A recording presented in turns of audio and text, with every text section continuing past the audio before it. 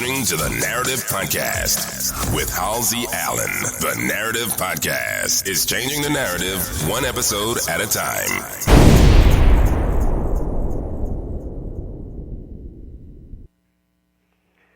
Hello. Welcome, everyone.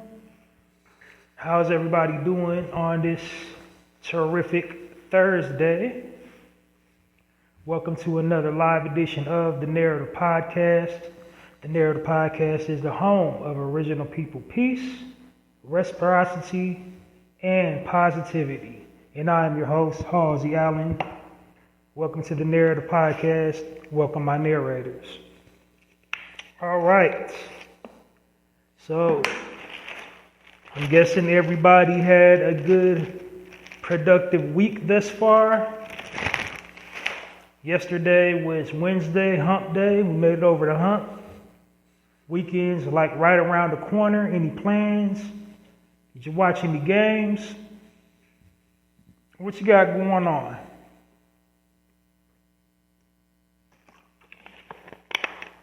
Well, if you don't have anything going on yet, it's always next week. And there's plenty of time right now. So, you decide. But anyway, welcome to the Narrative Podcast. My narrators, they already know the demonstration. They already know what my platform is about and how I present my format.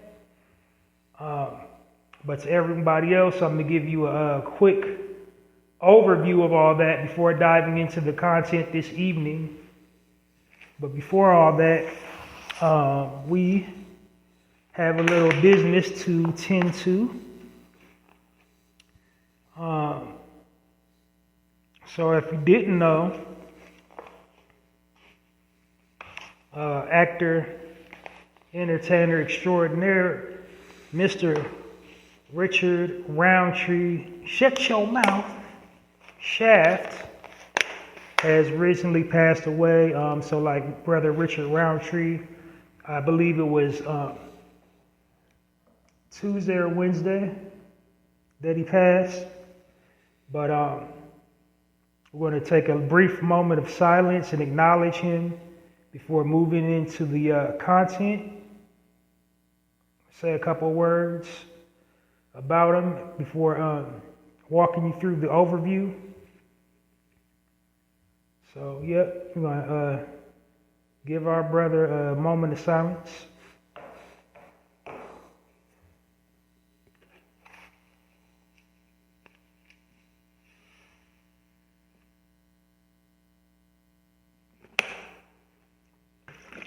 So,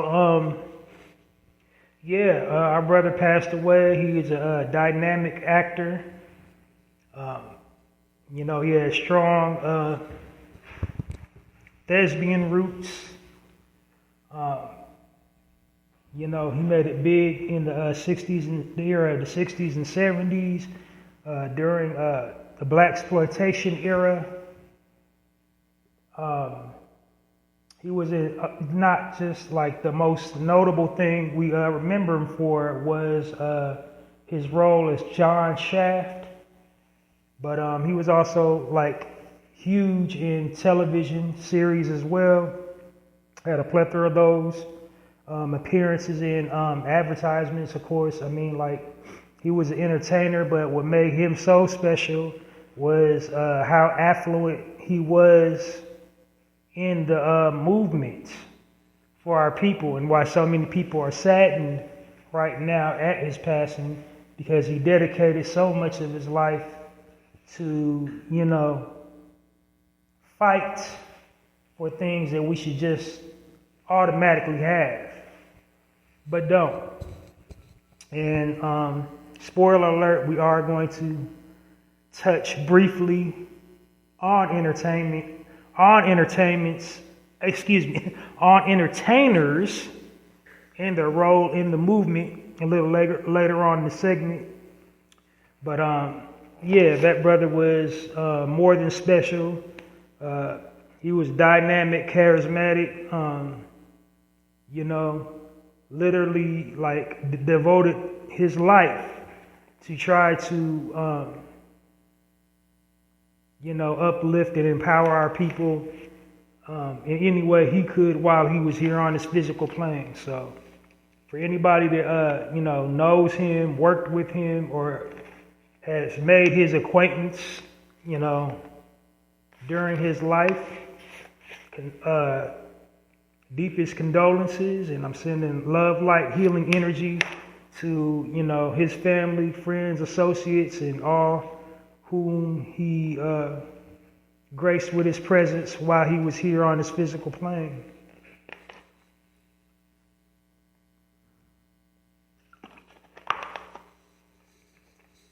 All right. So diving in. All right. About me and my platform. Let's start at the top, the tippy, the name. The Narrator Podcast. I named my podcast the Narrator Podcast because I don't like the false narrative that the media weaves about original people and original culture. So in response to that, I created this platform, the Narrative Podcast. This platform is basically dedicated to uplifting and edifying our people and our culture. As a matter of fact, that's the perfect segue to my tagline, the Narrative Podcast, changing the narrative one episode at a time. How do I change the narrative one episode at a time? By destroying negative stereotypes about original people and original culture. How do I destroy the negative stereotypes about our people and our culture? By providing positive frames of reference about our people and our culture. So that's what the Narrative Podcast is about. It is in its entirety. I'm basically just here to uplift and edify our people and, try to put us in the most positive light as possible, because the media intentionally tries to defile and, tarnish and sully our images and our likenesses, and intentionally misrepresents our people and our culture any and every time they get the opportunity to. So that's what the Narrative Podcast is all about. For that reason, now the media, they do that primarily for the purpose of business, of course, to sell news. And let's face it, when it comes to newsworthy headlines, our people, like anything we do or say is like newsworthy. Like, when are we ever not news? So that's the one of the prime reasons that the media is constantly picking on us. The other reason is because it is an agenda. There is agenda to, program the minds of the masses by feeding them certain images and desensitizing them to certain situations. So how does that affect our people? Well, its direct influence on us is it desensitizes us to violence. It also desensitizes us to living in a state of lack, accepting, lower conditions and lower frequencies as, just regular nuances within our culture. So we normalize things that are not normal within our culture because we've been programmed and conditioned by the media to accept that, to gravitate towards it, and to embrace it. We've been programmed and conditioned by the media to, embrace these negative stereotypes and stigmas that they generate and propagate about our people and our culture. That's its effect on us. Now, the effect on other people outside of our culture is that they're programmed and conditioned to react and respond to us the way that the media programs and conditions them to do that. And it's in a negative way. So, that is division. It also, is a tool that the higher echelon use to maintain their a dominant stronghold and social standings. Like, basically, they want to put themselves at the top of the pyramid by painting everyone else out to be lower in intelligence and degenerate in social grooming. So they want to, promote this pristine image of, moral fortitude for rich people, specifically rich white people, and to make everybody else just look like trash next to them. Now, they do this to everybody, all people in the world, but they especially do it to our people. Why do they do it to our people the most? Because out of all the other people in the world, they fear our people the most. And the reason why they fear our people the most is because they know and are aware of their history, how they came into existence, how they came into being, how they obtained their wealth and social status. And our people is a direct threat to their way of life. Their biggest fear is that once we stop, bickering amongst each other and stop all this division, that we will unify and reclaim everything they took away from us and hid from us, and turn around and do to them the same thing that they've done and are currently doing to us. That's the biggest fear. But it's an ill-gotten fear because that's not in our people's nature to do that. We don't have a history of being rapists.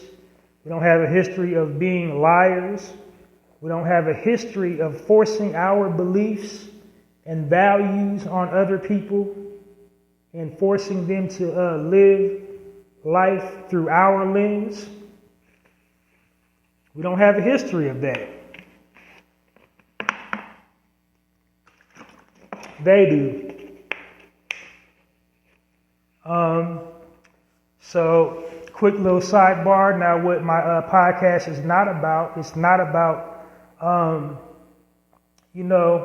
wanting acceptance or looking for,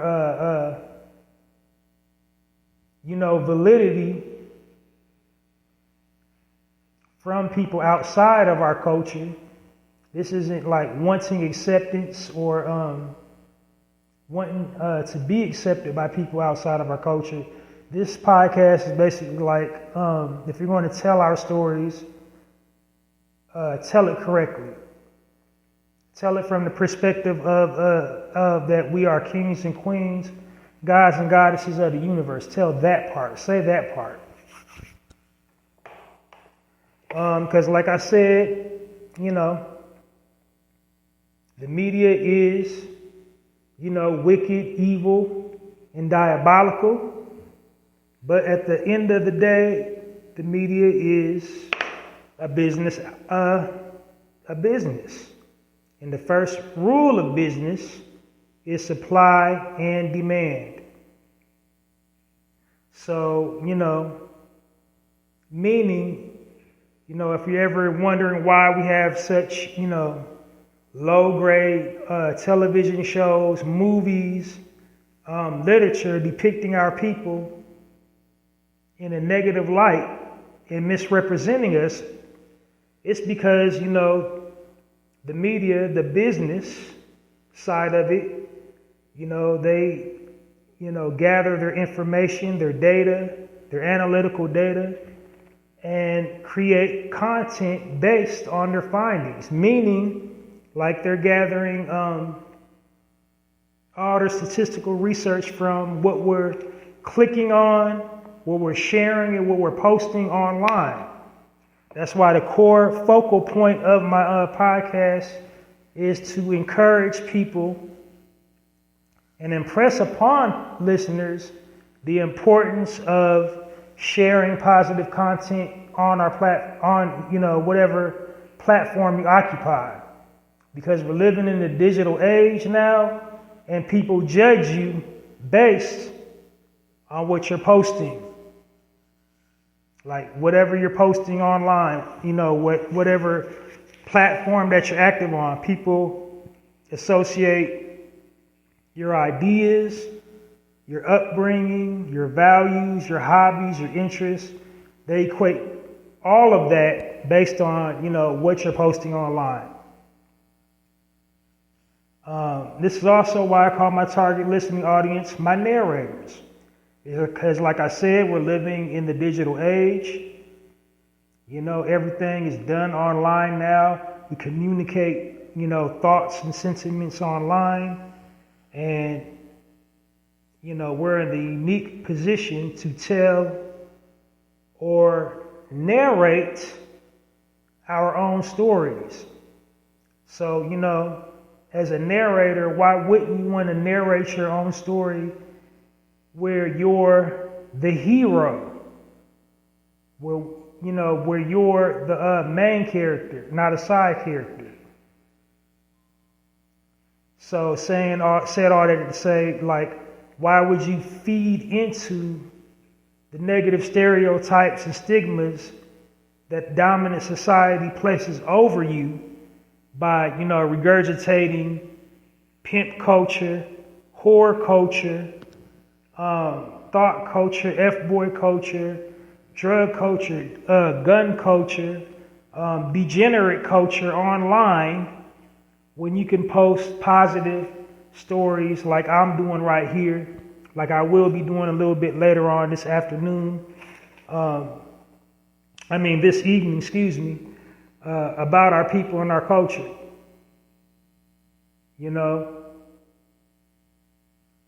Why would you, embrace these negative stereotypes when you have the power to shift or change the narrative? That's not the end-all, be-all solution, but it's definitely a solution. How we can we might not control how the media depicts us, but we can definitely control how we depict ourselves, our own likenesses, with our platforms, our social media platforms, with our Facebook, with our Twitter, TikTok, or whatever you're active on. We can control what images, about our people and our culture that we can choose to circulate and share online.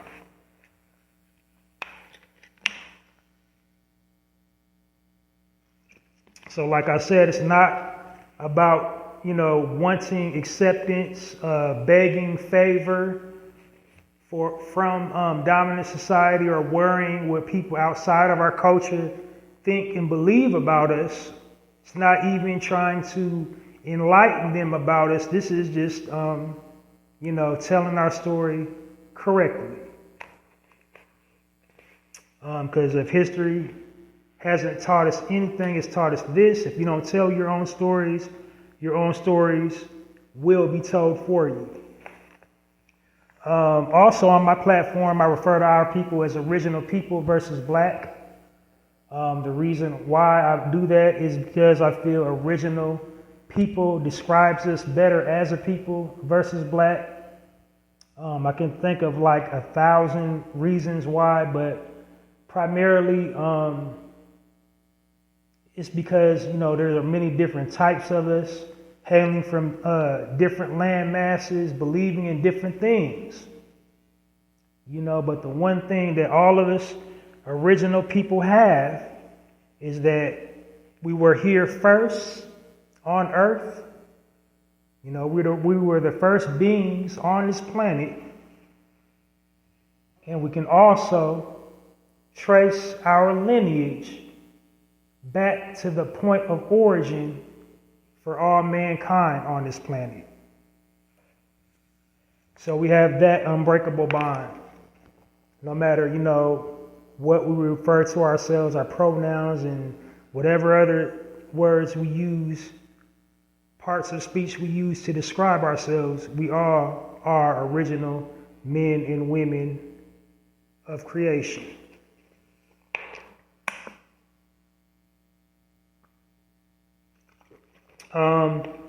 Next little tidbit about my platform is that this is a positive space. I try to keep this as positive as possible. I don't embrace, promote, endorse gossip. This is a gossip-free zone. I don't, talk about our people, kick dirt on people's names, slander people, roast people. This platform is to uplift and edify our people.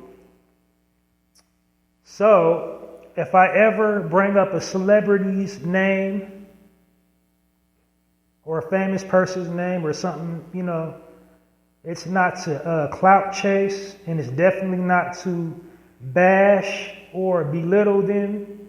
This is basically, I'm using them as an example to make a point, and all points made here on the Narrator podcast, all my content is basically like, telling our story from our perspective. So yes, we do have in-house issues. Yes, we do have things we need to work on. But the things that we're missing the mark, instead of volunteering and always saying, oh, we need to do better, I focus on the why are we doing that in the first place? How come it's this way for us? Why do we engage in that type of behavior? Why do we engage in that type of conversation? And it's, coming from the perspective of we've been programmed and conditioned to do that, to go outside of our natural state of consciousness, because we've been assimilated to be, reflective of the people oppressing our people. Because naturally, we don't carry and conduct ourselves. We're a natural people. And so we're doing unnatural things right now. And that's because we've been exposed to people that don't, look like us. We allow people that don't look like us around us. We try to help them, teach them things, and, in return, they force their beliefs and values on us and brainwashed us in the process.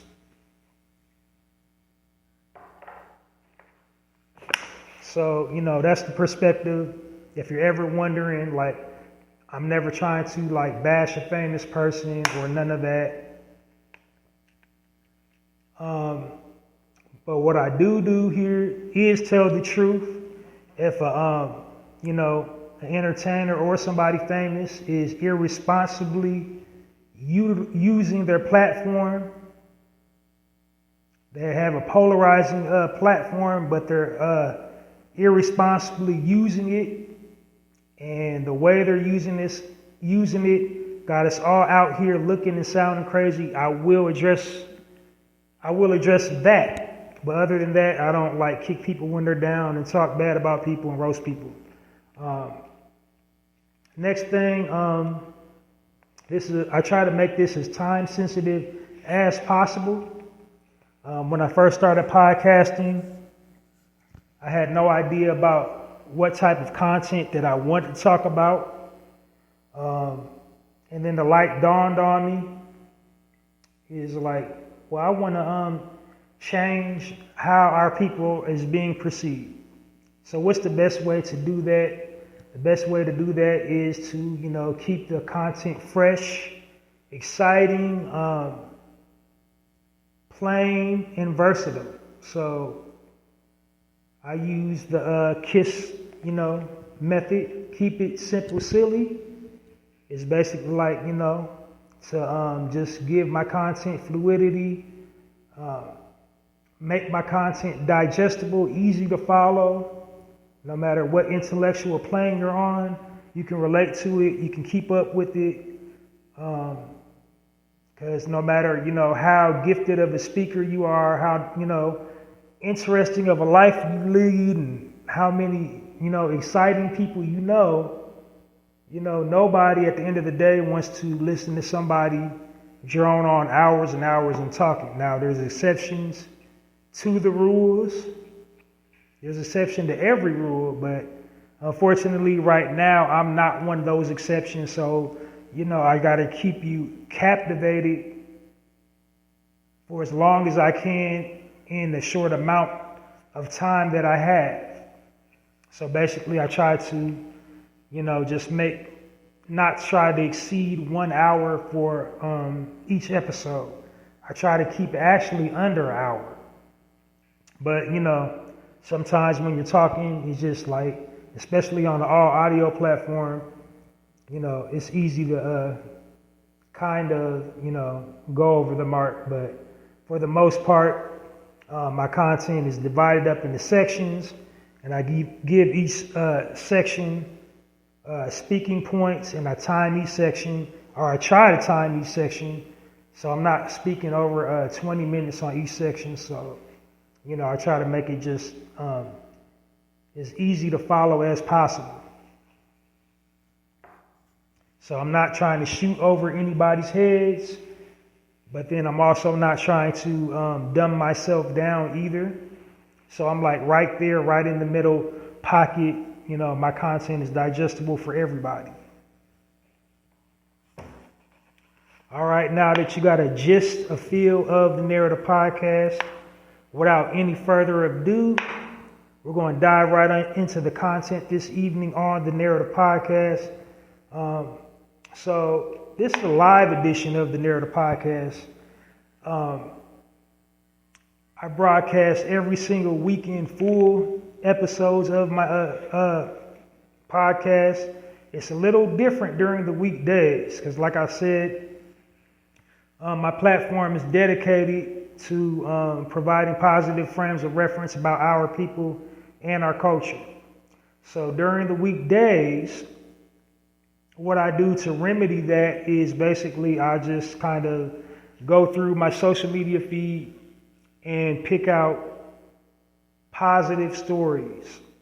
And the reason why I do that is because we're, like I said at the beginning of the broadcast, we're pummeled with all this negative news about our people and our culture. It's just constantly being shoved down our throats. We're constantly being bombarded with negativity about our people and our culture. So, being exposed to all that negativity 24 hours a day, 7 days a week, that does something to your subconscious. And the powers that be know this. So, thought it would be a refreshing change of pace to share positive news about our people and our culture, showing us academically excelling, triumphing in the face of adversity, being pillars in our community, having good, strong morals, being leaders, raising our children, respecting our elderly, just the antithesis of the way the mainstream media portrays us. So basically, it's this evening is like an editorial piece. Like, it's basically just comprised of editorials, positive articles, featuring our people doing something positive and impacting the world in their neighborhood in a positive way.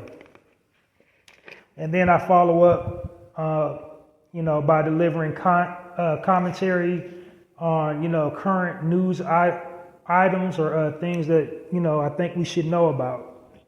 And I do it from our perspective. And when I deliver my commentary, the purpose of that is controlling the narrative.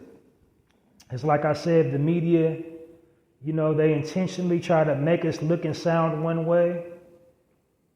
But, I'm telling our story the way from our lens. That's, my commentary. But anyway, more about the commentary when I get there, but I'm going to dive into the content for this evening here on this live edition of the Narrative Podcast. On my first article of the evening. First article, headline reads, Black Virginia woman turns 104, possibly the oldest person in that state. And the sister's name is Noni Birch Clark. She's the mother of 7, has 8 grandchildren, 8 great-grandchildren as well. Her hobbies include singing, sewing, traveling, baking. Her specialties are caramel cake and homemade rolls. She also has experience as a gardener, so years of experience, in backyard gardening, that's, the power of the ancestors. She's bringing that to the table. 104 years young. As the old saying goes, black don't crack. She looks amazing. I saw an interview. She is fully aware. She has her full mental faculties. So, 104, she aged really well. Let's give it up for our sister, our matriarch, our elder, Noni Birch Clark. Join me in giving our sister a warm Narrative Podcast round of applause for gracing us for so many years.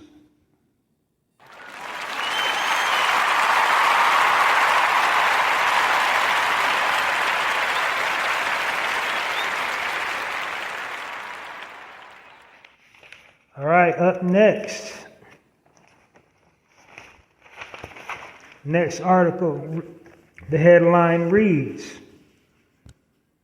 a group of gold miners have discovered the largest nugget in the history of Ghana. So this is a lot to unpack.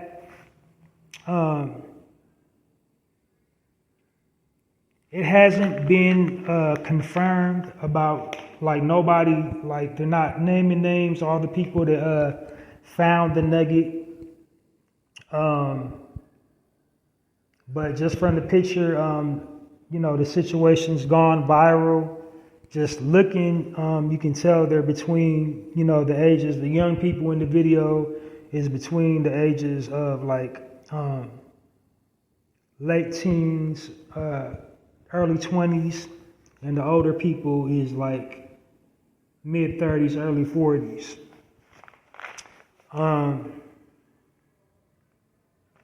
So now, in addition to not, wanting to give them credit for finding it, now they're questioning, the validity of their claim. They're questioning the actual size of it, the actual weight of it, of course, and is it actually a gold nugget, not fool's gold?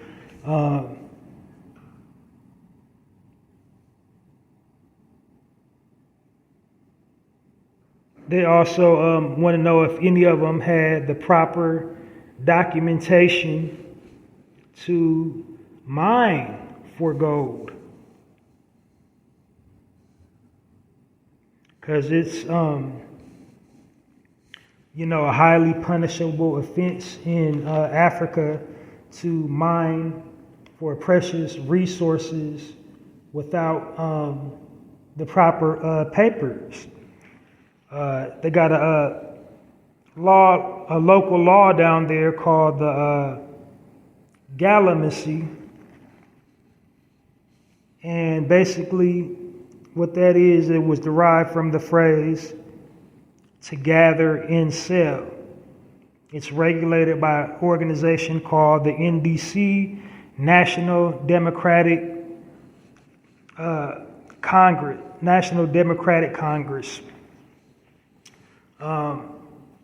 If you're get caught without a permit, the crime is punishable for 15 to 25 years. So that's what's on the table surrounding this whole situation.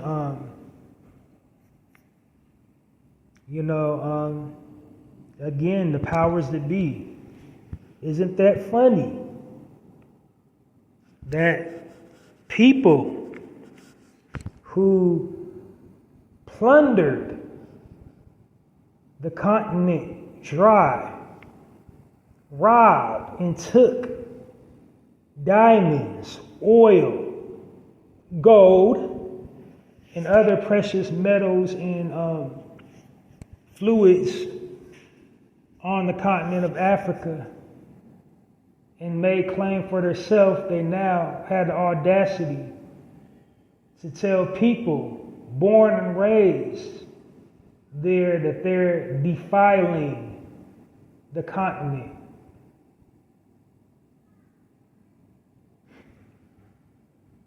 Filthy colonizers.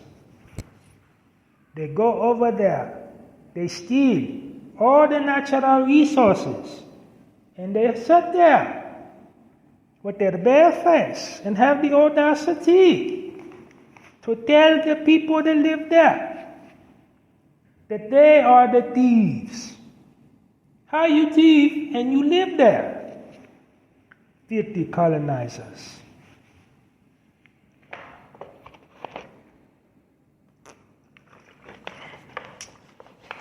Yeah, that's just, man, that's them folks, man. They always coming with that rah-rah.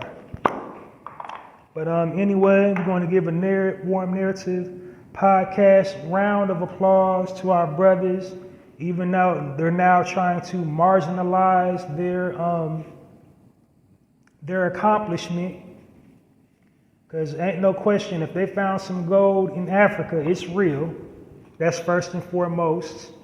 They don't never want to give brothers their credit and just dues. So, it's not a possibility, it's a fact that they found the biggest nugget in Africa in the entire world. But we're going to give them their credit here on the Narrative Podcast. Please, everybody, put your hands together for our brothers over in Ghana that made that discovery.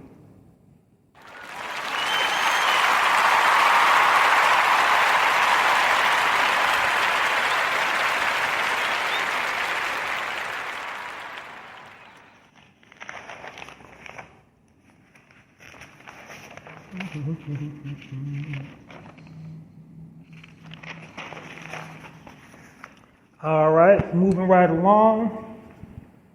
Next article here on the Narrative Podcast.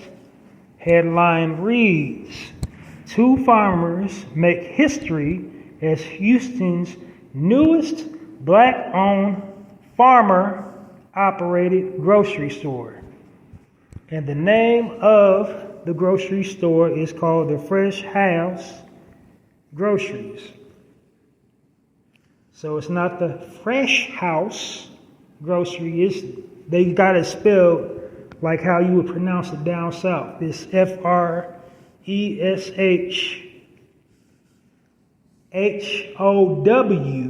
not HOU, let's see, house. I want you to say it like that. Fresh house grocery. And the brother's name is Ivy Lawrence. Sister's name is Ivy Lawrence, and the brother's name is Jeremy Peaches.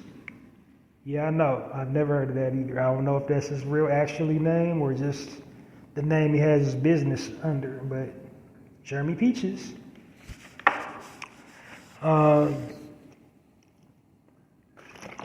So basically, it was a meeting of the minds, like attracted like. They met at school through mutual friends. They both into climate and the environment. They was both into, growing sustainable food sources and things of that nature. They both already were activists within the community. Ivy had already, had her own business, and she also organized. She was more on the farming end of it. She had already organizing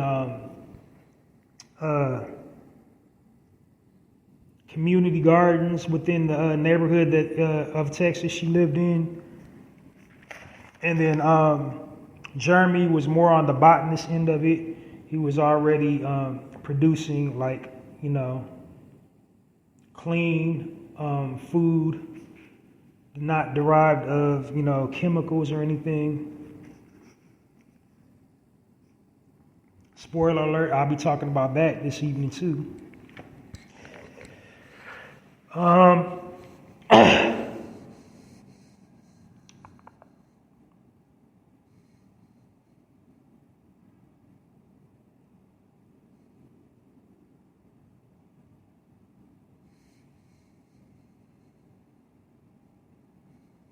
So Ivy had a business called Ivy Leaf Farmer Fresh Life Organic Produce Company.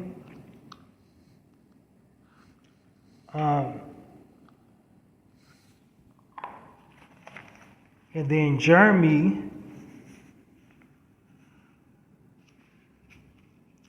Ivy had a business called Ivy Leaf Farms.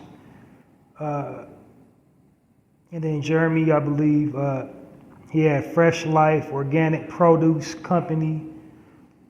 He's also was a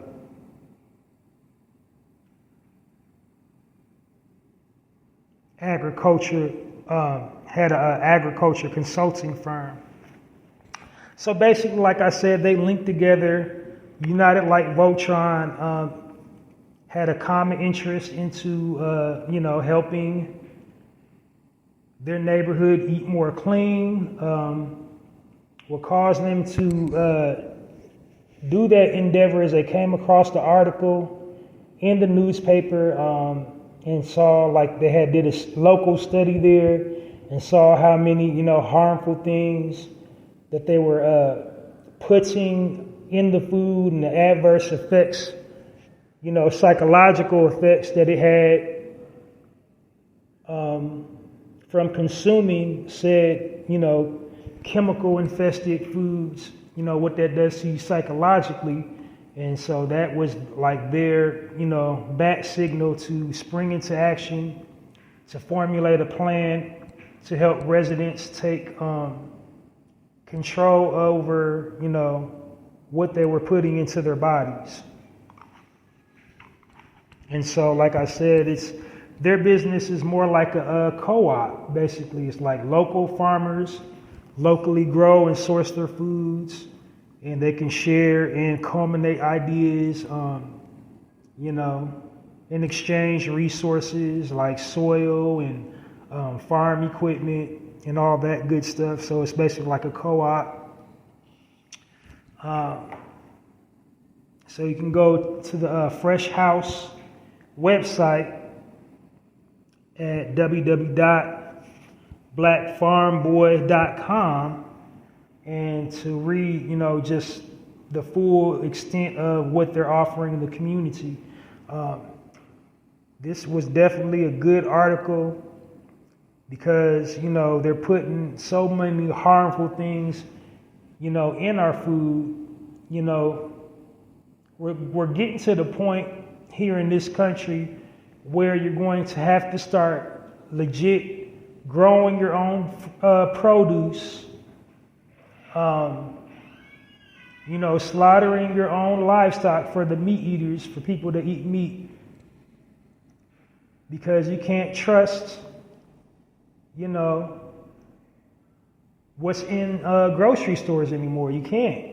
You don't know where it's coming from, what happens to it on the way to the grocery store, what they put in it after it hits the shelves. So sometimes it'll go to the, Walmart or the Kroger untreated, but once there, they're chemically treated.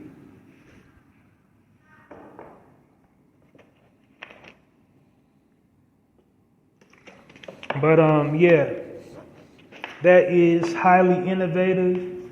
They're doing a great thing for, their community and the entire planet, because we have to have clean, renewable food sources. Like we really are in a circle of life, and we got to protect, the ecosystem and, everything that we consume here on this planet, or we won't have anything. So join me into giving Ivy and Jeremy a warm narrative podcast round of applause for the formation and opening of Fresh House Grocery.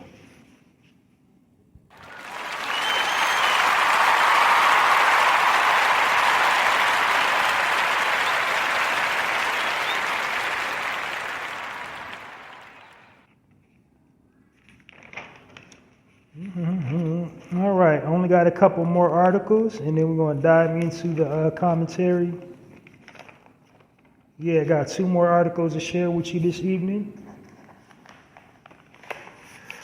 All right, so next article, the headline reads, 51-year-old man becomes a doctor after being an auto mechanic for 25 years. And the brother's name is Carl Allenby, and he is an East Cleveland, Ohio native. Carl, he grew up in a rough neighborhood. He had 5 brothers and sisters, low income. So he didn't see a whole lot of opportunity growing up. But one thing he had going for him, he was always a good student, always a diligent worker. He got his first gig in middle school at an Italian restaurant. He started off as a dishwasher, and he graduated all the way up into, came up through the ranks at that Italian restaurant and became like, the head line cook. He graduated to the line. Like, it's not uncommon in that profession, but, that was his first endeavor with, sticking it out, starting something and seeing it through to the end. Next, like when he did go to high school, that was from middle school to high school. Then once in high school, like, he wanted to fix cars. He loved tinkering on cars. He grew up reading the little car magazines, and he was just always fascinated with cars. So when he got in high school, he got a job at automotive garage. So, he went to somebody's car garage and got work. He started at the bottom there. He started off just, cleaning up. Then he graduated, started doing oil changes, started learning the craft, changing tires, and then, doing everything like, changing train, changing trannies, all that stuff, good car type stuff, you know. So he learned the trade, mastered it, and then like when he gets into his senior year of high school, he's like, he done advanced so far at that particular garage, you know, there's no, that, you know, he got to the level where, you know, they can't teach him anything else. He already knows, like he knows, you know, how to put together engines and all that. So he's like, you know, I'm gonna pursue my passion even further. I'm gonna get my own auto shop. And so that's exactly what he did. He got his own garage, and while he was working, you know, he had the common sense to know you need to know about business, owning your own business. So he was running the auto mechanic shop during the day, and in the evening, he was taking business management classes to help him, you know, run a more efficient operation as a mechanic. And so while pursuing his business management diploma or master's degree, he took like one of those filler classes, like, you know, when you're taking something in college, for everybody that ever went to like community college, you got to take so many classes for that specific whatever you're taking, and then they got little side classes you can take for your interpersonal soft skills to complete the course or whatever. So one of his filler classes was biology, and he loved it. He liked it so much. You know, that is what ignited him into wanting to become a doctor. So after he got his business management, you know, degree, he still was running his, garage, but now, you know, more efficiently because now he got his degree. But, you know, now it was, before it was, you know, he was doing the garage, and then at night he was going to get the, business management or whatever. So now he got his business management. Now he's running the garage. Now, in the evenings, he's going to take classes to become a doctor. So he gets it. Finally, he finishes his tenure in his late 30s, I think he's like 37, 38 when he graduated his classes for his residency for becoming a doctor. And so the article that I found it in, it didn't say, you know, what kind of doctor and what classes he was taking and all this, that, and the third. But anyway, he became a doctor, longer story short, and he's doing what he loves. And he's also, the good thing about his story is to not give up, and it's never too late, because at 51, he became a doctor. He started out working, in his teens. Instead of running the streets and partying, he was focused and had a plan at an early age, like he was going to work to make something out of himself. So he, started out washing dishes at a restaurant, graduated up to the head cook. Then after that, went and pursued another interest from his hobby of cars, turned that into a full-time profession. And then out of nowhere, he just fell in love with the idea of becoming a doctor. And he ended up manifesting that into reality. So, that if that's not, a positive story, I don't know what is. I should have actually saved that story for last, because it just it got onion layers of life lessons in that, because, you know, he grew up poor in a bad neighborhood of Ohio, but he didn't, you know, buckle to the pressures of growing up in the hood and go the other way and be on the other end of it.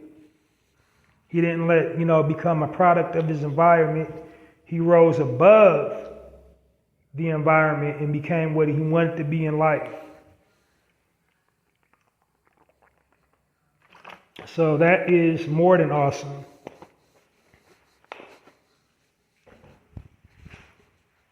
That's a truly lesson for don't ever, you know, let anybody talk you out of your dreams or tell you you can't do something, or that it's too late, or you know you're too old to do this, and you know it's never too late to begin your journey.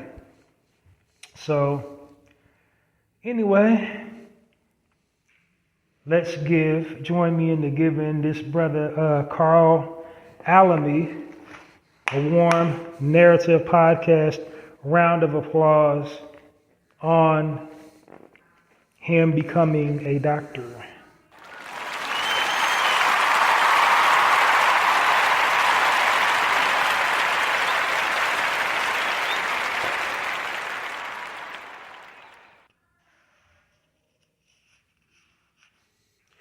All right.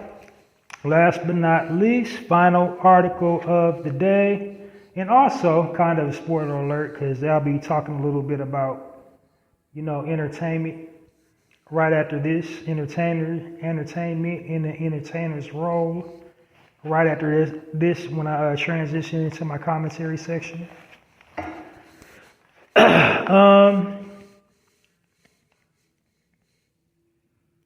Next article, our very last article for this evening I'll be sharing. Headline reads, ex-football player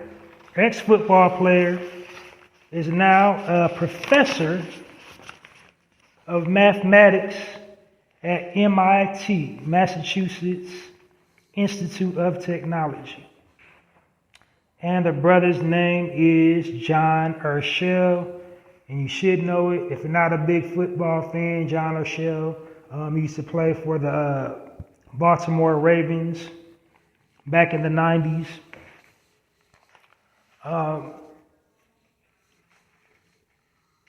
Late 90s into the 2000s. So he retired from NFL in 2017.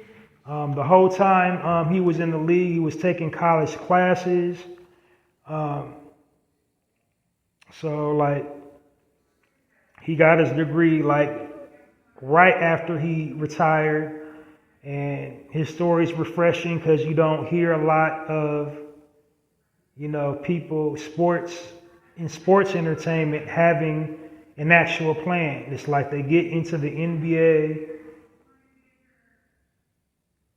You know, some of them get drafted right out of college for the NBA, and they don't finish college. They go like, you know, don't finish school. Or NFL, you know, go to the NFL right after college, don't, you know, finish whatever they was taking in college. And, you know, when the ride's over, when they're done playing, usually they don't have nothing to show for it. They don't, you know, no endorsements. They don't have anything put up. They done ran through all their money that they was making in the NBA or the NFL. And next time you see them, they in the hood, like probably working a factory gig or bagging up groceries. Like, but not this brother. He, you know, had the common sense to know he had to do something. That sports stuff ain't going to last forever. He was probably already, you know, could feel his body shutting down on him on his final year that he was in the league, and it's like, no. So he used his head the whole time he was in it, became a professor at MIT, and he has a mission to encourage young people to pursue careers, especially in our community, in STEM. And if you don't know what STEM stands for, it's science, technology, engineering, and mathematics, because we don't have a lot of people in those fields, and those fields are extremely lucrative, high paying, and there's always like work in those fields. So it's beneficial to have a career in STEM for, if nothing else, the money.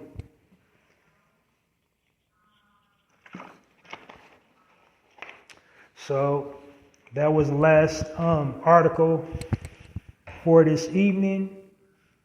Let's put our hands together for Brother John Urshel.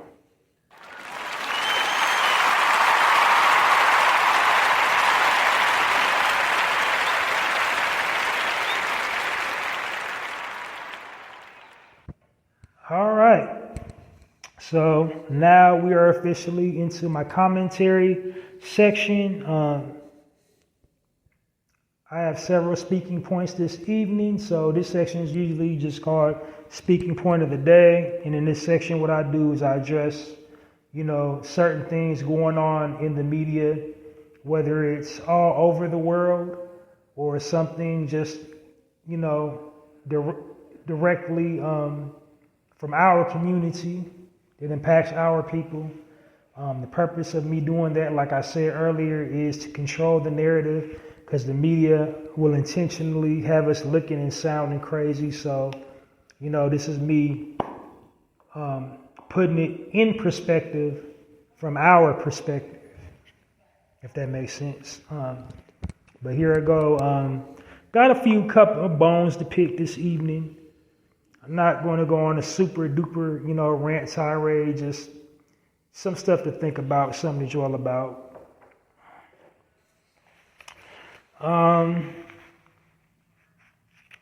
First topic.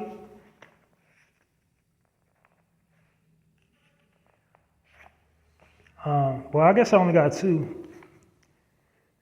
Well, no, I got a couple.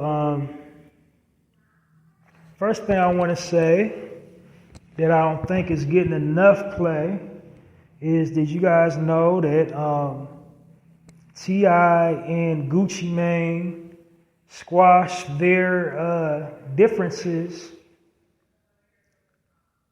live at one at T.I.'s at a show T.I. was doing?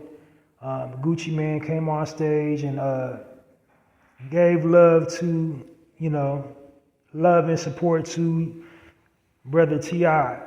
So they had a tumultuous history.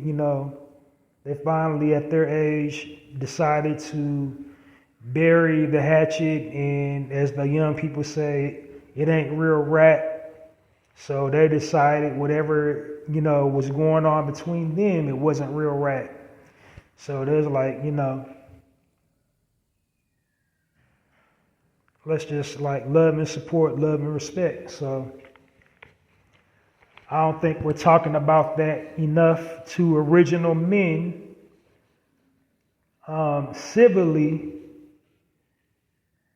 solving their differences in a mature fashion, in a mature grown man fashion. It took a little bit for them to get to that point, but nevertheless, they got to that point, and they're better men for it. And definitely our young men need to see more positive frames of reference like that, because that's what's going on in, I'm doing air quotes, the hood, when they're listening to trap music. They're thinking in their minds that that's how, you validate yourself as a real one, air quotes again, a real one, is to slide on your enemy when you see him. Not just, take the let's talk about it card off the table. I'm not going to sit up here and say it's just wrong not to have emotions. We're all living beings. We feel things. We all have different emotional triggers, and people trip our said emotional triggers, sometimes intentionally, sometimes unintentionally. We don't know, you can't see an emotional trigger. You don't know what will trigger somebody. That's why I also say on my platform all the time, leave people alone. Especially if you don't know them. Like, you don't know what's going to set somebody off. We're all ticking time bombs. But, those gentlemen put, whatever they had going on between them aside for the greater good. And, it's a beautiful thing. And I think, that should have took top billing over Miss Jaden Pinkett Smith's book. And again, not picking on the sister. I love this sister. I love, all of her work she's done as an actress. I've loved the things that she's done for our community with her nonprofit organization and help the people that she's helping. But the way it played out on social media, like every other week, it's this, it's, you lived it. It done died down a little bit, but the memes are still circulating. But, we need more moments like that versus that. That's my point I was getting at, is like we need to see more positive moments like that, like two brothers coming together to peacefully solve their differences in a constructive way, as opposed to just random gossip, random violence, and random gossip.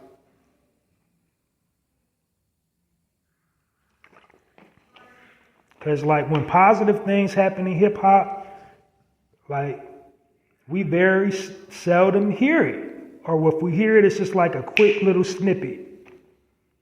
That was monumental. Like, do you understand the gravity of that moment, of them two like omega powers in hip hop coming together, looking each other in the face like men and saying, you know what, I was tripping, bro. It's all good, baby. And dapping it up. Like, you know how monumental that is? And we ain't talking about that every single day.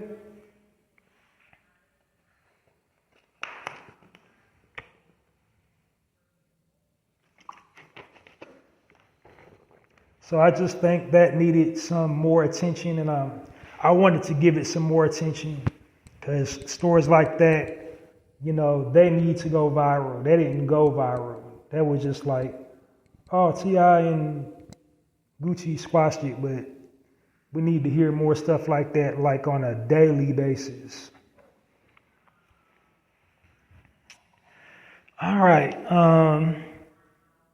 Next elephant I want to address in the room, and I kind of led a trail of breadcrumbs when I covered the grocery store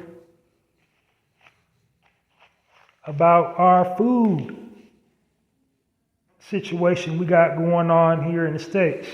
I'm gonna share a couple things with you about our food here in the U.S. Kraft instant mashed potatoes is banned in Japan and in Europe and in the UK. Skittles is banned in Europe, parts of Europe. Little Debbie Swiss rolls, banned in Finland and Norway. And United States bread is banned in the UK, Canada, and Peru. The reason they banned the bread is because it contains high amounts of potassium bromate. Potassium bromate has been linked to cancer and kidney failures, problems with the kidneys.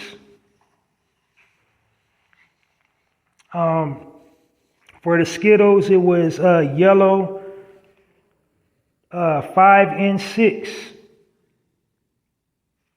Study showing it causes hyperactivity in ADHD.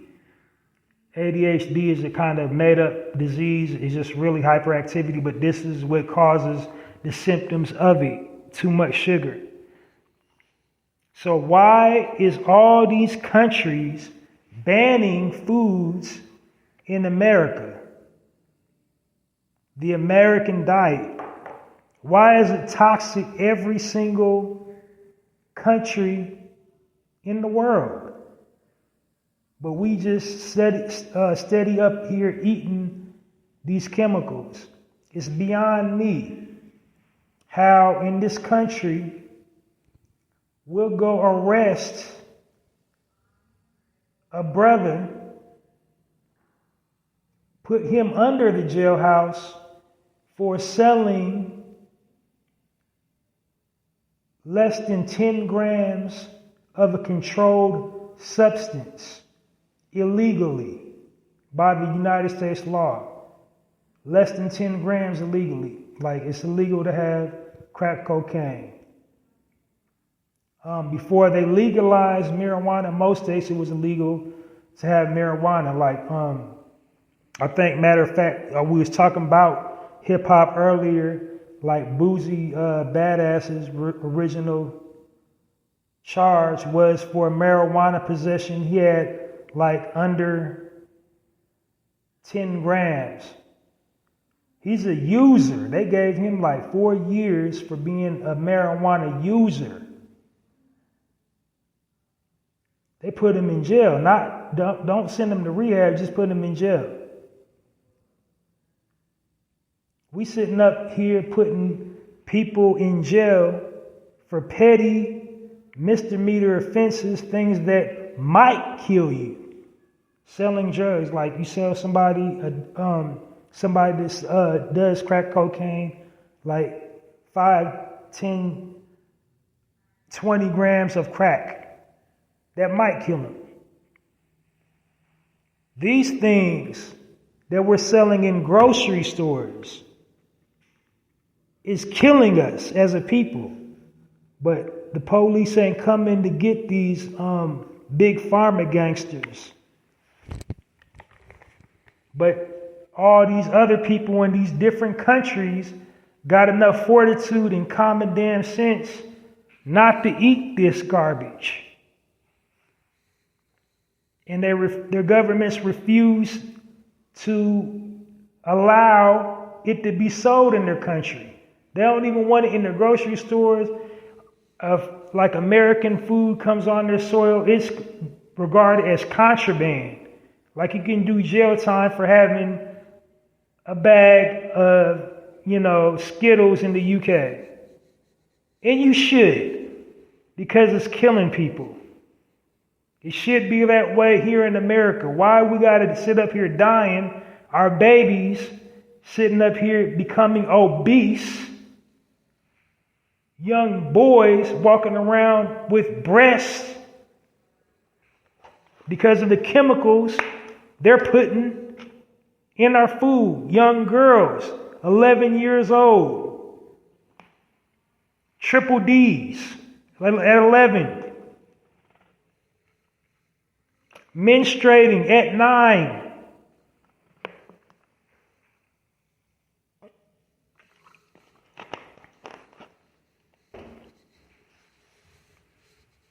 But we want to get quiet on them. But we'll turn up for somebody selling a joint with, they got to go to jail. They're the scum of the earth for selling some marijuana. They're the scum of the earth for selling some crack cocaine, but, these big pharma, they're not the scum of the earth selling us things in the grocery store that will cause blindness, that will cause severe neurological harm, that would cause, insulin shock, that will shut down, vital internal organs, wreak havoc on our lymphatic system. Let's talk about it. Who's the real gangster?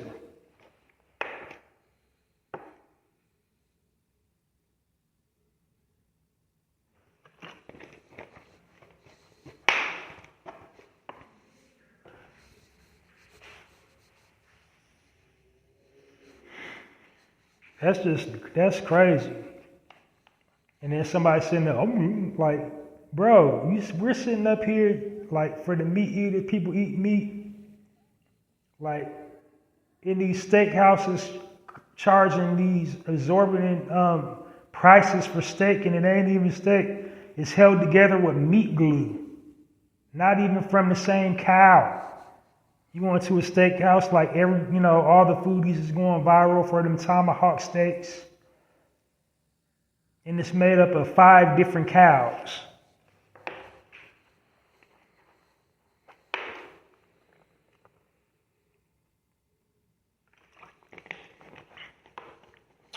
But don't think because you eat fruits and veggies, you're getting off, because now all these people like, I had seen something, Bill Gates is buying up all the farmland now. So we know he's genetically modifying. He has just recently acquired the license for the Bragg brand. Or not, he didn't, the license, he's selling the apples that, Bragg's apple cider vinegar, the family recipe that had been around hundreds of years. Well, another celebrity owns it. I ain't going to say the celebrity's name, but, Bill Gates is supplying the apples now in the Bragg family recipe. So the Bragg family recipe has been altered because they're using Bill Gates apples now. So me, myself, personally, being an original man, I never used apple cider vinegar, ingested it because it promotes acidity within the body. But I did use it for cleaning, just, homeopathic cleaning to clean, do house cleaning with it. But I never, would eat it or apply it topically on my skin. Even though some people says it has all kinds of health benefits, for my people, original people, it don't. So we're not the same.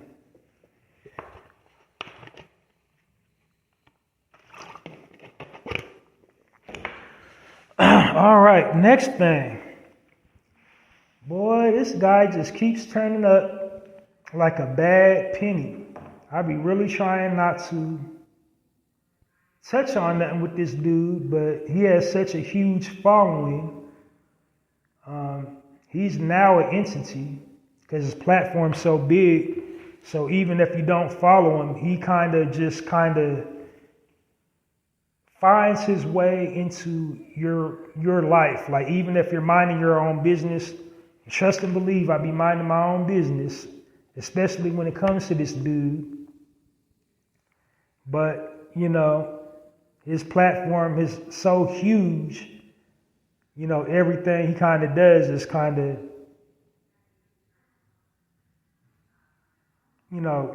just kind of ends up in your world some type of way. So, you can't, act like you don't see him, act like you don't hear him, even if you're not subscribed to his channel or following him on social media, because it's just he has so many viral moments. But anyway, unpack something that happened with the culture vulture, Vlad of Vlad TV. So recently, he had posted something on his one of his social media stories. I'm thinking probably Twitter. Twitter or Instagram, one of them. He says something along the lines, I don't got the exact quote, basically just wondering why Drake and DJ Khaled was staying silent on matters of Palestine. Now, this I did not know. Your brother DJ Khaled is Palestinian. I didn't know. I always thought the brother was Cuban or Colombian. I thought because he lived in Florida, I just thought he was like Colombian or Cuban on everything. I thought he was like Colombian or Cuban. I didn't know he was Palestinian. Now for Drake, of course, his mother is Jewish.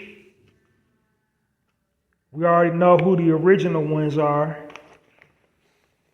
The other people are the Ish people. And we won't go there too far in depth because, you know, the Ish people, they got a league and they'll cancel you and sue you and call you anti-you-know-what.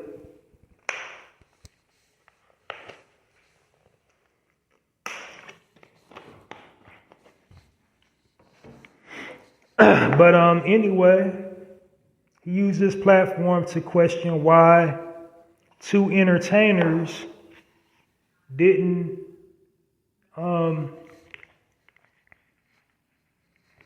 use their social media platform to talk about a cause that they don't believe in. It's like you can't get mad at entertainers. I told you I was going to go somewhere, how entertainment I'm going to be talking about entertainment this evening. So I did pre-warn you earlier in the segment if you paid attention. When I said spoiler alert. So, spoiler alert, like, we kind of get angry at entertainers for not repping causes that we think they should rep, that we think they should care about. Like, there's people within our community that are very upset with people like Michael Jordan, people like Charles Barkley. I can go on and on and on. People like O.J. Simpson. They get highly upset with them because they don't use their platform. They get upset with Shaq to talk about the movement. And this article, and this how that came about, it made me really, really think. And I'm like, yo, we really do get mad at entertainers not being with the movement. And out of all the entertainers, I would have to say that's not with the movement, that comes out and says they're not with the movement, that their key purpose is to make money entertaining. They didn't come to Hollywood or be aware of where they're at in their life to stand on a soapbox and give speeches and, false hope, basically, because they don't believe in it. And I think I'm saying all that to say, Mr. Charles Barkley, we get real tight with him and call him an Uncle Tom, Uncle Ruckus, a coon and a this and a that. And at the end of the day, Charles Barkley said, hey, I'm a basketball player. I play basketball. I'm a retired basketball player. Now I get money commentating and I do endorsements. Never said I was a civil rights activist. That's not what I want to be. I wasn't in school and said, hey, I want to be a civil rights activist. I went to go to school to play basketball. I played basketball. Now I'm in Hollywood. They cut me checks for endorsing things. I get paid to endorse things that I don't believe in. Gillette, any other thing. He does a commercial for Michael Jordan too. They getting paid to endorse things they don't believe in, things they don't use every single day. And quite frankly, I'm glad that they don't use their platform for, and I'm doing air quotes, the movement, the conscious movement for our people, and because they ain't with it. They ain't with it. So if you jump up and you try to get in the movement, you're going to wind up with egg on your face, because it's eventually going to come out that you don't care. You can't fool all the people all the time. So we got like a whole lot of activists in the activist community, like a whole lot of people that don't really believe that the causes that they're participating in, they're on their Instagram, they're on their, talking for, sisters talking about women's lib, and you know what I mean? And talking for the movement, for embetterment for our people, talking about inclusion, talking about, getting our people tangibles when they don't believe in all that. All they believe is a paycheck, sustainability, worrying about them, who they got living under their roof, and people encompassing their circle. That's what they're there for. They're entertainers. Late brother Malik El-Haj Shabazz, aka Malcolm X, he once said, why do we have to have entertainers to represent our people? Like, how does an entertainer become qualified to speak on the needs of our people when they're not living in the same conditions as we are? They're being entertainers. So like, we're the only group of people represented by entertainers. And he went on to talk about one of the greatest activist entertainers that was also a really good friend of his, R.I.P. Bubba Dick Gregory, because he got to name him by name. We sitting up here, we got Dick Gregory on TV talking for us. Like Malcolm X said that. You can do your Googles and search.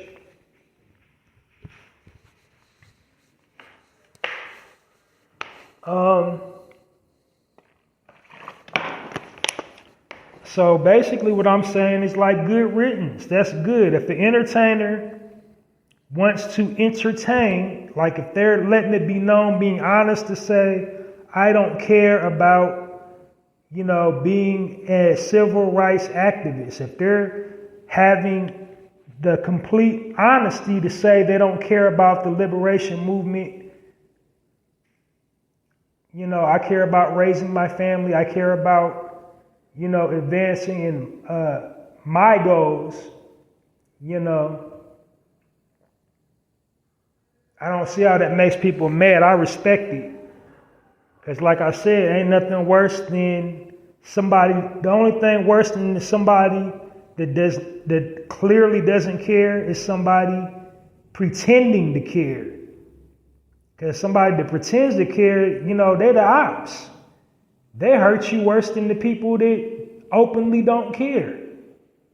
Because they're sitting up there going to all these functions, just really going through the motions for the cameras.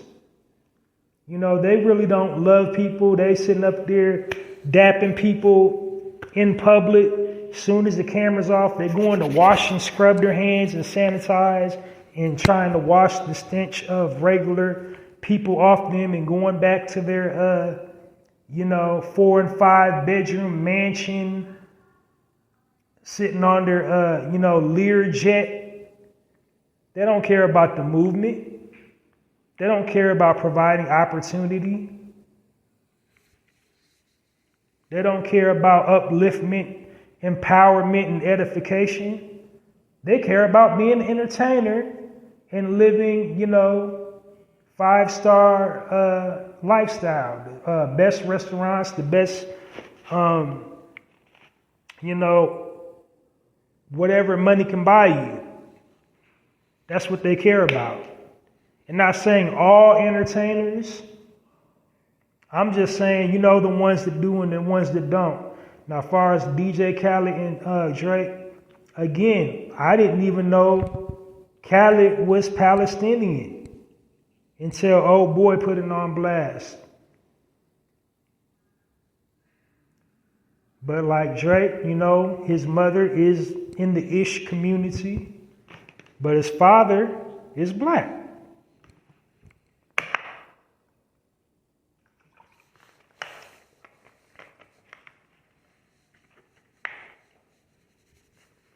But I just don't know why he would use his social media platform to make them make a statement. Like, it's not their jobs to make a statement and speak on behalf of their people or a people. And in DJ Khaled's case, I don't think that makes him less Palestinian. He knew he was he grew up Palestine, and he was probably going to Palestine the whole time he was in America. Spring break, summer vacation, going back home. When he was a skinny kid, being a DJ, when he was skinny, starving, like literally starving, because Khaled was like almost skinny as Eminem used to be when Eminem first came out. That's how skinny Khaled used to be.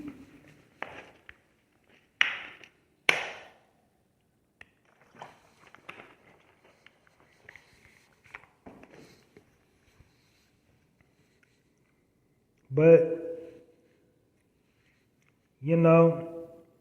like if you don't care, like, let them not care. You feel me? Like, why you want to try to force somebody to speak on something that they don't believe in? It's not in them. If you don't have the passion and desire to do it, you shouldn't do it. Because as the old saying goes, many are called, few are chosen. He's not a chosen one. He's not chosen to speak on matters of Palestine. He's chosen to be an entertainer and say, "We the best." Another one. That's what he got called to do. He wasn't called to make speeches, to, use his social media platforms to rally the people. That's not what he was called for. Drake wasn't called to do that either, to speak on the tiny hat community or our community, original people community. He was designed to, do the ballad, do his little Drake dance, the Drake jazz hands dance, and, live his life, let it go. That's what he was called for. He wasn't called to, get on his Tupac. He doesn't have the heart of a revolutionary. Revolutionaries aren't, the revolutionary movement isn't for the faint of heart. When you become a revolutionary, when you dissect the word down, to revolt. Being a revolutionary means sacrifice. Being a revolutionary means you're going to be alone. People are going to turn their backs on you, trade on you. You're going to end up, losing money, endorsements, quite potentially your home. You're going to start getting attacked by the government. They're going to come after you and going to attack you with every medium that they have to silence you. They're going to attack you through your finances. They're going to attack you through, sponsors. They're going to attack you through, the media, propaganda, slander your name every chance they get. You think Tupac was happy before what happened to him? He was a revolutionary. Everybody's not designed and cut out to be a revolutionary. Everybody can't do it. So if you can't do it, why force people that wasn't cut from the revolutionary cloth to be a revolutionary? To, think that they're going to say something revolutionary. Like the poet Gil Scott-Heron said, the revolution will be televised. And it is. And we're seeing the revolution unfold in front of us. And the revolution is real versus fake. Reality versus perception. There are a lot of people out here perceiving how they're living is real. In reality, they're actually living an illusion. They're lying. They're taking up causes that they don't believe in.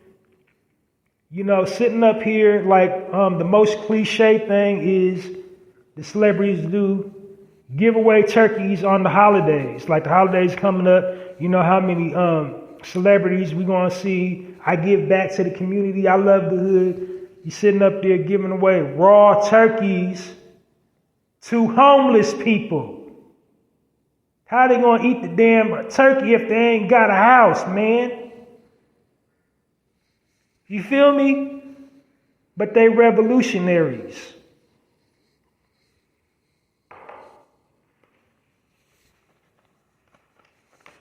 And then we got another cliche saying I could tack on to that. Like, everybody wants to be a revolutionary until it's time to be a revolutionary. To punch that clock, to put in that revolt work. Yeah, until the police show up, then you ain't no revolutionary no more. When it's time to flip over a table and blow something up. And I'm not, advocating violence. But you got to get down for your cause. You might lose your freedom. You might end up going to jail. That's what revolutionaries do. They end up going to jail for what they believe in, for the cause. They don't give a damn about their own life. They're aware of their calling. Their calling supersedes everything. And they're willing to risk it all at a moment's notice for the movement, for the cause. So everybody ain't no revolutionary. Everybody can't be a revolutionary. Everybody just don't, have that in their DNA.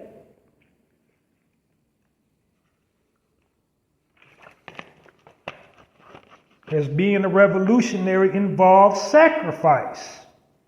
There's some people won't even sacrifice stepping out on faith and pursuing their dream, because they want the comfort of their 9-to-5 job. They got talent, skills, and abilities that will benefit humanity, but they too scary to start their own business because they're not a revolutionary.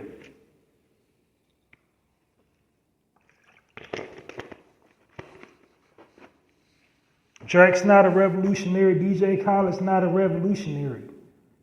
Now, as far as Palestinians go, I would say that community is more codified than our community, meaning they stay on code, and that's why he's banned from Palestine and can't come back, because they feel he didn't rep it hard enough. And I ain't even mad that they feel like that. That's how we really should start being for a lot of our traders we have within our community, and make it so they can't make no money.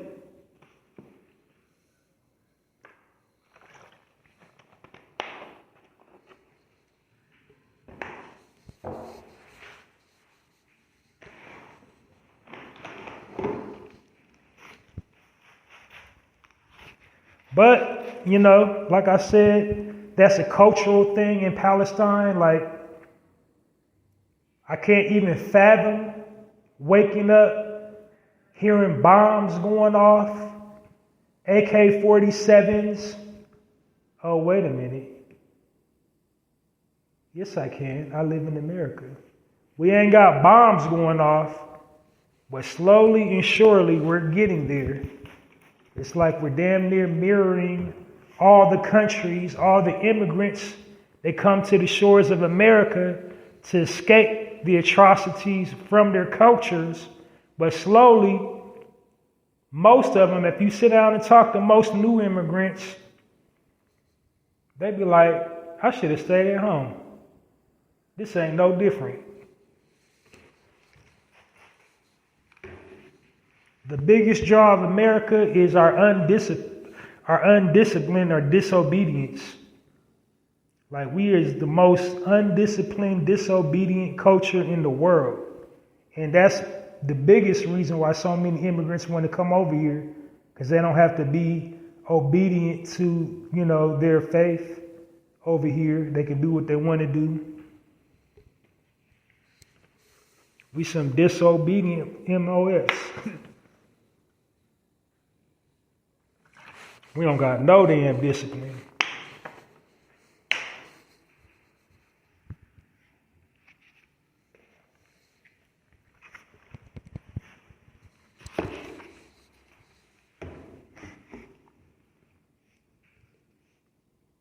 Now, one thing I do notice about homeboy V-Lab when he be stirring the pot is it's a different set of rules for a different set of people on his show. Like, I've noticed that he got an affinity for the criminal underworld. Like, he's fascinated with, like, Italian mafia, Spanish mafia. He has, like, people from the criminal underworld on his show, and he tries to make them staples. Like, he's fascinated with criminality, especially within our culture. And if somebody got the time, do a split screen of the Vlad TV interviews and watch the line of questioning when he interviews people from the Italian criminal underworld, people from the Spanish criminal underworld. Like, watch his line of questioning. Like, watch how he asks the questions to people like that, for like people in the Italian mafia, in the Spanish mafia, versus just like some hood black dude, how he talks to me, and like how he prefaces the questions. You see, he asks like leading questions, almost police style to the black people. But, you know, for like people like in the like Italian mafia, Jewish mafia, he puts almost like a respect. It's more of a respect thing. He asks questions respectfully and distances himself and gives them time to respond. Whereas when he gets black people on the show involved, original people on the show involved in the criminal underworld, it's almost like a police interrogation. I didn't mean to go off on that side tangent. It was just an observation that I've made about, oh boy, how we do. But far as like, you know, Palestinians not being receptive to Drake and DJ Khaled because of their neutral stance on Palestinian politics, again, they're entertainers. They've chosen to be exclusively entertainers. They've chosen to not talk about politics. incorporate politics into their brand. And I think they should be revered for that, not ostracized for that, because they're not lying. Like, we living in the new era where we respect liars over people to tell the truth. Somebody tell you they don't care, you should respect it. Like, okay, cool, I like that in you. You want to take offense to somebody telling you they don't care? Like, I don't know about you, but like, I would like to see the Cobra's hood unfold before it strikes and bites me. I don't want a surprise. I want to know what you are. I don't want no surprises later. I want to know who I'm talking to and what I'm dealing with. So to have entertainers as activists, like, it just ain't in everybody to be an activist. It ain't. Because some people like legit just don't care about nothing. And it's all right. Some people don't have any causes. Some people don't give a damn about saving the whales and environmental topics and hugging trees and saving the whales. And they want to make their money, be, whatever their hobby is. They want to collect baseball cards and I don't know, whatever type of hobby they got. Collect cars. He likes, foreign whips. Both of them like foreign whips. They want to collect foreign whips. They don't want to be activists.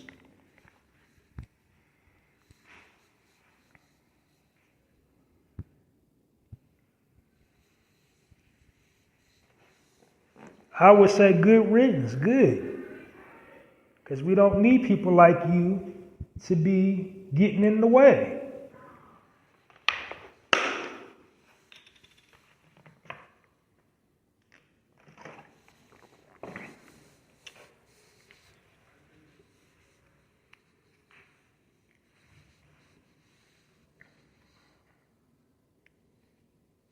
Well, I think I've covered all my speaking points. I just really I can't stress enough that I think the Palestinian community, they're more codified than our people. I think we should take their lead though and start ostracizing some of these Sambos we got in our community. They want to shuck and jive, use their platforms to shuck and jive and start making it hard for them to do anything. But, to each their own. But final word is you can't force the seed of revolution inside somebody. You have to want to do it. And that's my final word on that.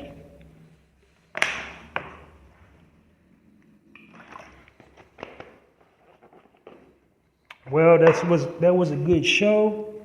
Enjoyed y'all this evening. Thanks for chilling with me here on the Narrator Podcast.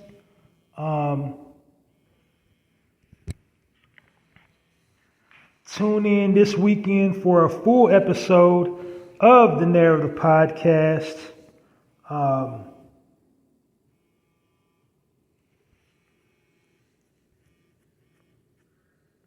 I broadcast every single weekend for full episodes of the Narrator Podcast. Tune in to me regularly wherever you get your podcasts from. Wherever you get your podcast from, you want to tune in regularly because on weekdays, I never know what day I'm going to have available to do a live episode of the Narrator Podcast. I just do them when I got free time. But the best way to catch a live episode of the Narrator Podcast is to follow me on YouTube or Twitter, because this platform that I'm on currently right now broadcasts to both. It broadcasts to Twitter and YouTube directly when I'm broadcasting live. So what you want to do is follow me on YouTube. I'm Halsey Allen on YouTube. That's my viewer channel. Subscribe to that. Click the notification bell, and you'll always get notifications of when I'm live on YouTube. And then also it goes live on Twitter. So, follow me on Twitter. I don't think they have a thing on Twitter to enable notifications. They might. If they do, I'm not really proficient on Twitter, but if they do have notifications, enable your Twitter notifications, and you will get notified whenever I'm live on Twitter. So YouTube and Twitter is the way to go to catch me when I'm live, when I do a random live broadcast of the Narrator podcast. So I'm Halsey Allen on both of them. I'm just Halsey Allen on YouTube, and I'm Halsey Allen at I Stay Good on Twitter. So, bam. And on Twitter, I have for my profile pic, I have my book pinned to my profile. The name of my book is called The Black Card. I'll tell you more about that in just a second. But that's who I am on Twitter. But since I brought it up, I've written a book titled The Black Card. It's available on the inside the virtual library on Poetizer.com. So go on over to Poetizer.com, go to their virtual library that they have. You log on, click in, and then click library and peruse their book titles. And they have book titles from people active on Poetizer.com. They got a feature which turns your poet work into books. And so you can go inside their library on Poetizer.com and purchase an original book written by a Poetizer poet. And my original book featured in the Poetizer.com library is titled The Black Card. The Black Card is 30 poems that encompass the entire experience we have as a people, positive and negative, like all the nuances we have within our culture and about our people. That is what the Black Card is reflective of. It's essentially a survival card. So, go check that out. It'll make a great coffee table read. It'll make a good travel book, a good relaxing read. It's very creative and fascinating. You'll be thoroughly entertained when you read The Black Card. Do yourself the hugest favor today. Don't deprive yourself of that experience. Go purchase The Black Card today. Purchase your copy of The Black Card today, or get your Black Card revoked. I also have a personal poetry blog on blogger.com. You can support that by going to my email my address for the blog. The name of the blog is called Hallzies Poetry Corner, and that's basically like a whole bunch of poems that I spontaneously write. It's just like poetry I write in the moment. If it was like a rap, it would be a freestyle rap. I don't really think about, what type of poem I'm going to write. It's just like whatever I'm feeling in that moment, title and all. I think the only thing I think about is the actual, after I'm done with the poem, I go back and put meta tags on them. But other than that, it's completely spontaneous, very creative. You're guaranteed to find a poem on Hallzies Poetry Corner that you can relate to. I have relatable poetry on that on that site. So, if you're a fan of poetry, You'll love it. If you're looking to get into poetry, an excuse to get into poetry, visit Halsey's Poetry Corner today at www.mrhalziesblogs.com. My tagline is Poetry with a Passion, poetry for all occasions. So the best way to help me support that poetry blog is share the link, Halsey's Poetry Corner link, or poems featured on Halsey's Poetry Corner. Share them on all platforms. So whatever you're active on, Facebook, Twitter, Tumblr, TikTok, whatever you're active on, share Halsey's Poetry Corner link or a poem featured on Halsey's Poetry Corner on whatever platform you're active on. Now for the visual ones like YouTube or TikTok or Flipgram, you would probably want to actually like give me a shout out, like shout out Halsey's Poetry Corner, or shout out a poem that you like on Halsey's Poetry Corner, because they're visual platforms. So yeah, but other than that, just share the link, www.mrhalziesblogs.com, or a poem featured on Halsey's Poetry Corner on all platforms. Well, that's it, and that's all. Thank you guys for listening to this episode of the Narrative Podcast. Please do me another huge favor. Download this episode and all previously recorded episodes of the Narrative Podcast, wherever you get your podcast from. Join me again this weekend for a full episode of the Narrative Podcast. That's it, and that's all. Peace, love, family. Sending you love, light, healing energy over all your endeavors. I'm Halsey Allen, and I'm changing the narrative one episode at a time. I'm asking you, listeners of the Narrative Podcast, to, help me in my mission by becoming a narrator. And so while I'm changing the narrative one episode at a time as a narrator, I would like you to help me change the narrative one social media post at a time. Until next time, Halsey Allen and the Narrative Podcast signing off. And it's like that.